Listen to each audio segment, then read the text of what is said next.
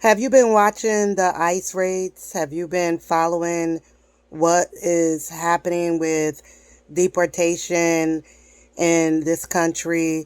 How do you feel about it? And let's talk about how it's impacting not only people who are at risk for deportation, but the rest of us who are not at risk but have empathy and sympathy for what is happening to our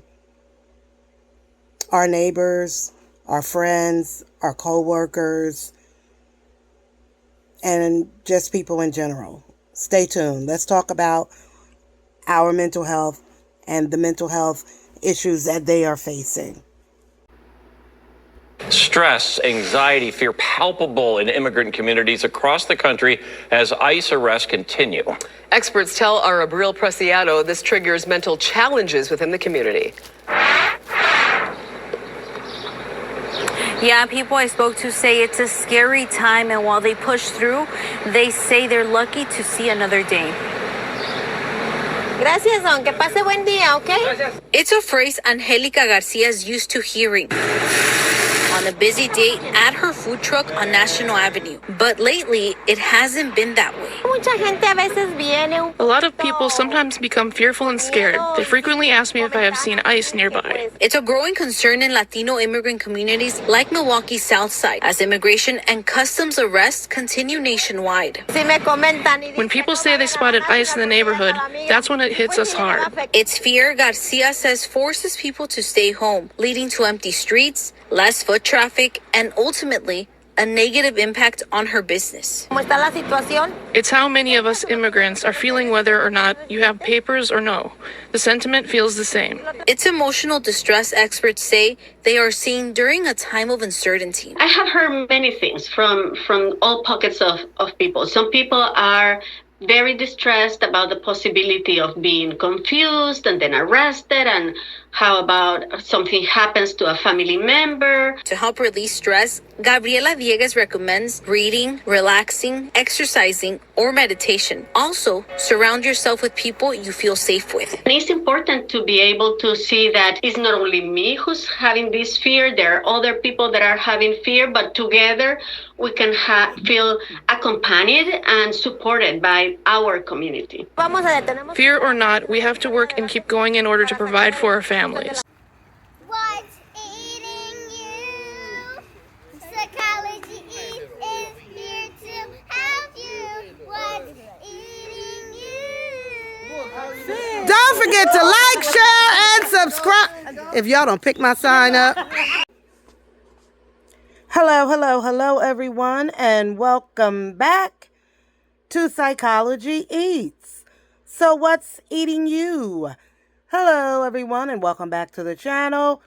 I hope this video finds you in great mental health. If this is your first time visiting the channel, hello and welcome. Well, you saw the title, you saw the thumbnail. I want to talk about mental health and the ICE raids.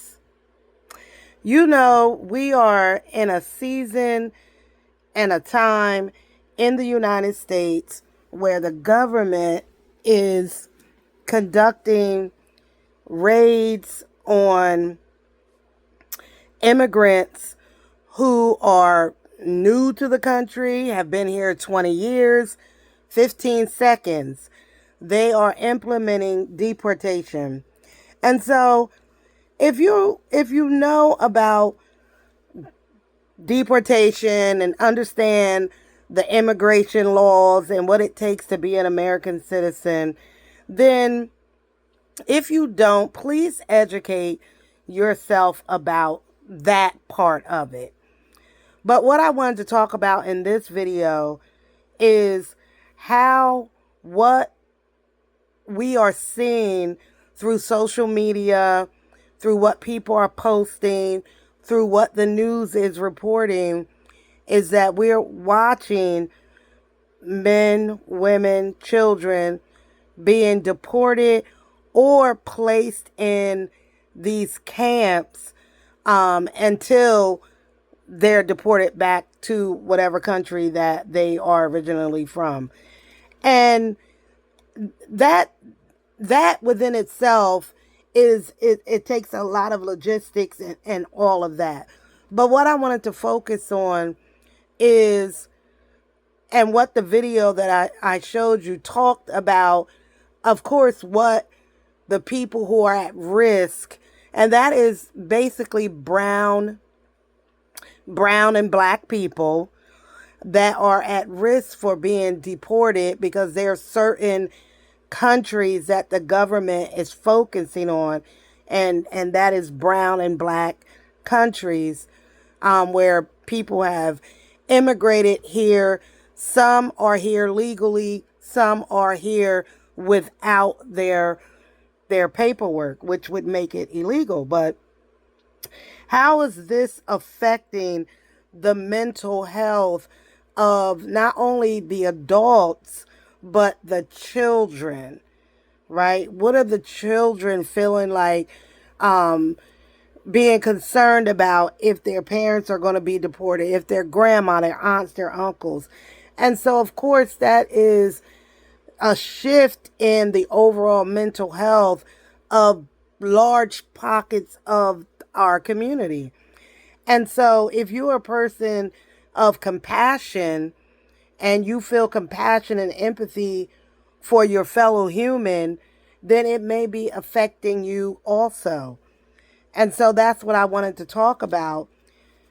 People who are watching this, maybe you're not directly impacted, maybe you're not, in fear of being deported, but you know your coworker, your neighbors, your whoever. I've had people tell me because they fit the profile or they look like they could be Hispanic are being approached by ICE.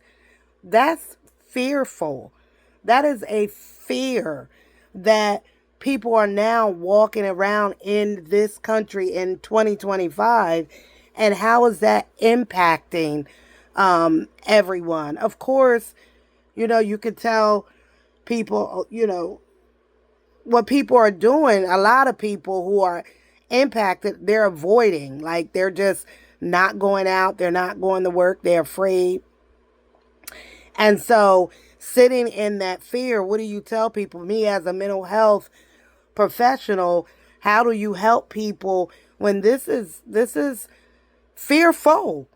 Like, it's a valid feeling to be afraid. There are people who are going to immigration to check on their status, and they're being arrested at the place where they're going, that they should feel confident to go there to make sure their paperwork is straight or whatever, and they're getting arrested there.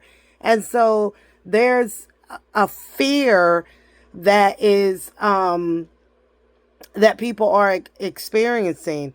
And what do you do with that?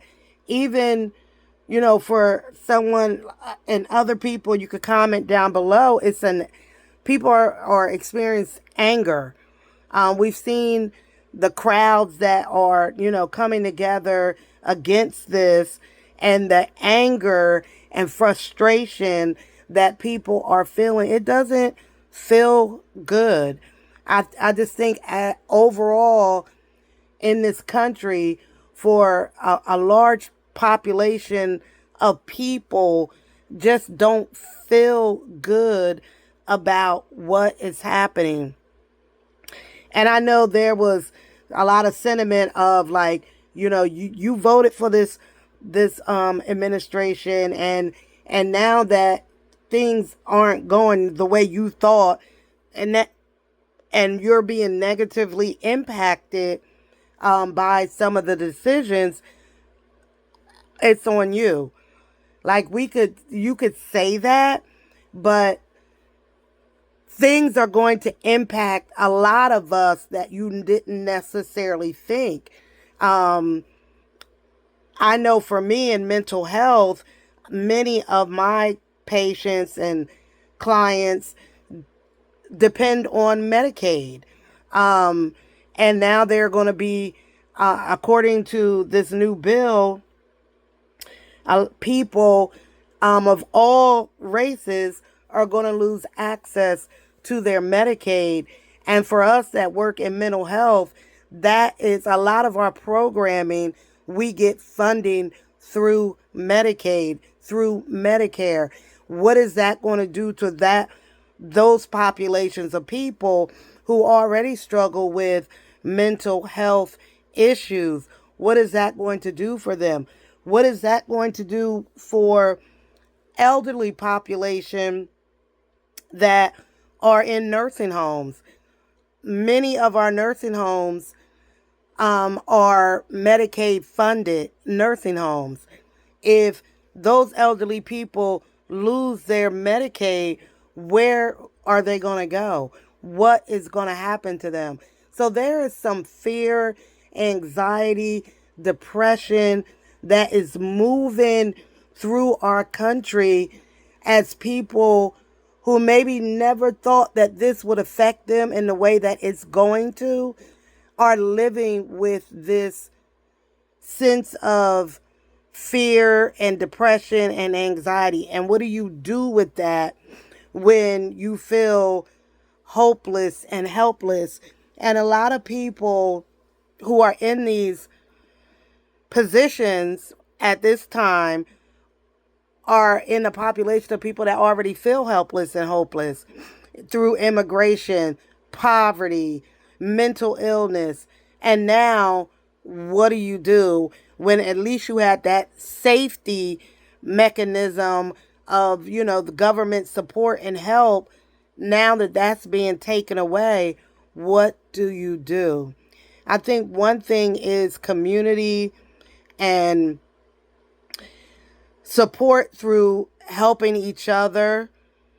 I think, if you have a church, if you have a religious organization that you depend on or that you're affiliated with, it's important at this time. Community is what's going to get people through this. Having someone to lean on, depend on, support each other. That's where we are as a community, and as people begin to struggle with what is to come.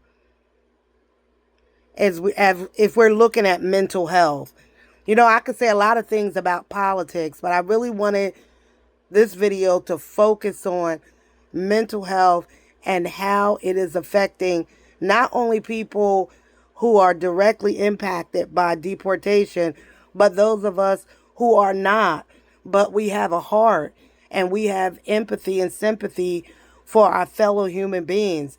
And we don't want people to be hurt, harmed, or in danger, or to be torn away from their families. If you don't have a heart for that, then you wouldn't have a heart for anything. I'm not talking to you.